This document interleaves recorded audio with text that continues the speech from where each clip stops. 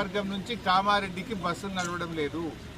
ఎల్లారెడ్డి నియోజకవర్గం నుంచి కామారెడ్డి జిల్లా హెడ్ క్వార్టర్ కు రవాణా సౌకర్యం అంటే ఆర్టీసీ బస్సులు లేక పిల్లల చదువులు ఎఫెక్ట్ అవుతా ఉన్నాయి. మరి ముఖ్యమంత్రి గారేమో పెద్ద పెద్ద మాటలు మాట్లాడిండు. 15 రోజుల్లోగా మళ్ళీ హైదరాబాద్ లో మీటింగ్ పెడతా, 15 రోజుల్లో రివ్యూ చేస్తా, మొత్తం యుద్ధ ప్రాతిపదికన పనులు జరగాలన్నాడు. 15 రోజులు కాదు కదా, నెల రోజులు అయిపోయింది. నెల రోజులైనా మళ్ళీ రివ్యూ చేసింది లేదు.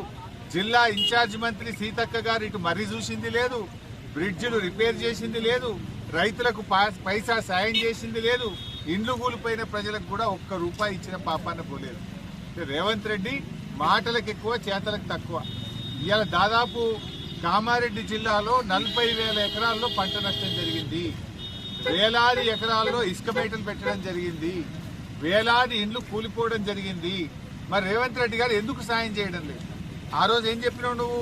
ఎకరాన 10,000 రూపాయలు తక్షణమే ఆర్థిక సాయం అందిస్తామన్నావు. తక్షణమే అని చెప్పి వరదల్లో మునిగి 2 నెలలు అయింది కదా, ఈ రోజు వరకు పైసా సాయం చేయలే రేవంత్ రెడ్డి గారు.